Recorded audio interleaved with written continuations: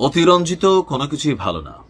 ইতিহাস সাক্ষী যে এক সময় একজন সুপার হিরো সময়ের ব্যবধানে কিছু ভুল কর্মকাণ্ডের কারণে, লোভের কারণে অথবা বুঝ জ্ঞান ঠিকমতো না থাকার কারণে তারা ভিলেনে পরিণত হইতে সময় লাগে না।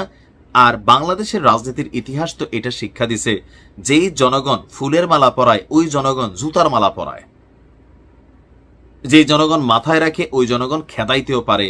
5ই আগস্টের পর নিশ্চয়ই এই জিনিস কারো বোঝার আর বাকি নেই। তবে প্রশ্ন হচ্ছে, এই যে বর্তমান সরকারের মধ্যে এনসিপির সাথে সম্পর্ক নাই, মানুষের কাছে হাহা রিয়েক্ট পাওয়া উপদেষ্টা আসিফ মাহমুদ, তিনি কি আসলে এনসিপির না? তিনি যখন কোনো একটা ঝামেলায় পড়লেন, এনসিপি আইসা দইরা ওই যে কার বউ যে অপূর্ব ওরে নিয়ে আসলো, অপূর্ব বলছে না যে এনসিপি যখন নিজেরা বিপদে পড়ছে আমারই নেতারা এখন তাদের কাজে লাগছে, এতদিন তো কাজে লাগে নাই। তো এগুলো থেকে মানুষ বোঝে যে উপদেষ্টা আসিফ মাহমুদ আর এনসিপি একই সুতোয় গাধা। আর বাকি আছে উপদেষ্টা মাহফুজ, জামাতের বিরুদ্ধে একটি স্ট্যাটাস দিয়া 1.5 ঘন্টা পরে ডিলিট করে দিচ্ছেন। আবার বাংলাদেশ নিয়েও নানান বক্তব্য, 1/11 সরকার আবার ফিরে আসবে, সেনাপ্রধান ক্ষমতা নিবে, এরকম স্ট্যাটাস দিয়েও আধা ঘন্টা পরে ডিলিট করে দিচ্ছেন। সো তাদের অবস্থানটাকে সাংঘর্ষিক মনে করছে বিএনপি।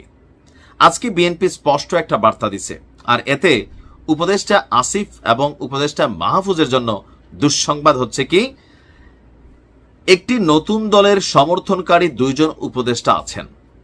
এরা কারা? এনসিপির সমর্থনকারী। মুখে মুখে এরা বলতেছে যারা এনসিপি কে সমর্থন করে না, এরা কিন্তু বলতেছে যে আমরা কোনো রাজনৈতিক দলের সাথে কানেক্টেড না, আমরা ভবিষ্যতে পদত্যাগ করে কোন দলের সাথে গিয়ে মিশা নির্বাচন করব, কোন দল থেকে প্রার্থী হব সেটাও কিন্তু নিশ্চিত না, এখন পর্যন্ত শিওর বলা যাচ্ছে না। কিন্তু বাংলাদেশের জনগণ 98% শিওর যে এই 2 জন এখান থেকে পদত্যাগ করে এনসিপি দিয়ে যাবে। আর এদের গোড়াটা বা এদের সাপোর্টিংটা এখানে এই যে অপুর কি বলা যে চাঁদাবাজির ঘটনা বা বিভিন্ন জায়গায় এখানে অনেক বড় বড় মানুষের নাম কানেক্টেড, আর সেখানে উপদেষ্টাদের নামই চলে আসতেছে। যে আসিফ ক্যান্টিনে ভাত খুঁজতো সে আজ ওয়েস্টিনে ভাত খায়। তো এই যে বিষয়গুলা আলোচনা সমালোচনা তৈরি হয়ে গেছে। আসিফের বাবাকে নিয়ে এই যে কয়েকটা হত্যাকাণ্ড হলো মুরাদনগরে, তোলপাড়, কিন্তু গতকালকে ওই মহিলা এসে বলছে আসিফের বাবারে গ্রেপ্তার করলে এখানে সবকিছু বের হয়ে যাবে, কিন্তু প্রশাসন ব্যবস্থা নিচ্ছে না, ওনার অভিযোগ ছিল। সো এরকম অনেক অভিযোগ আছে।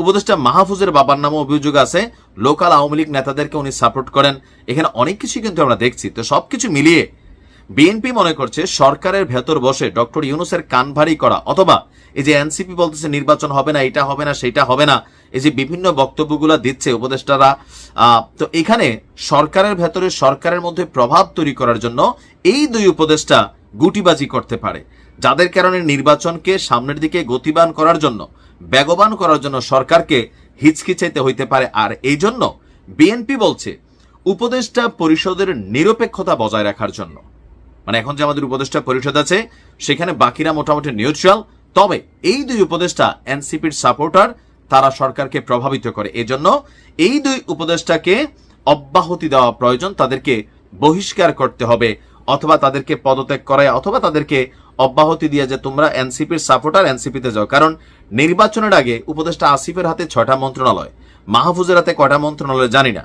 সো এখানে সরকার, রাষ্ট্র ক্ষমতা, পুলিশ প্রোটেকশন সবকিছুকেই ব্যবহার করার একটা সুযোগ আছে, হয়তোবা করতেছেও, অনেকে মনে করছেন। তো এই সকল কিছুর কারণে বিএনপি মনে করছে যে উপদেষ্টা আসিফ এবং মাহফুজকে সরকারের উচিত অব্যাহতি দেওয়া। এখন প্রশ্ন হচ্ছে, ডক্টর ইউনূস বিএনপির কথা শুনে কি তাদেরকে অব্যাহতি দেবে? না, দেবে না। আপনি কেমনে জানেন? অনেকে জিজ্ঞেস করতে পারেন, পারসেপশন আমরা আইডিয়া করতে পারি। উপদেষ্টা আসিফ এবং মাহফুজ তফসিল ঘোষণার আগে এমনিই তারা সরে যাবে, আখের যতটুকু গোছানো দরকার সেটা হতে গোছাবে। কারণ এই মন্ত্রণালয়গুলোর তারা যে দায়িত্ব নিছে, আসলে কি সংস্কার করছে এই মন্ত্রণালয়গুলো থেকে, গত 1 বছরে মানুষ কোথায় আগে যেমনে চলছে এমনি চলে নাই, নতুন কি হয়ে গেছে, এগুলোর কিন্তু আপডেট মানুষের কাছে নাই। বরঞ্চ বিএনপি মনে করছে যে এরা নির্বাচনকে প্রভাবিত করবে, সরকারে বৈশা থেকে এনসিপির এজেন্ডা বাস্তবায়ন করবে। সো এদেরকে অব্যাহতি দেওয়া হোক। আপনি কি মনে করেন? কমেন্টে লিখতে পারেন।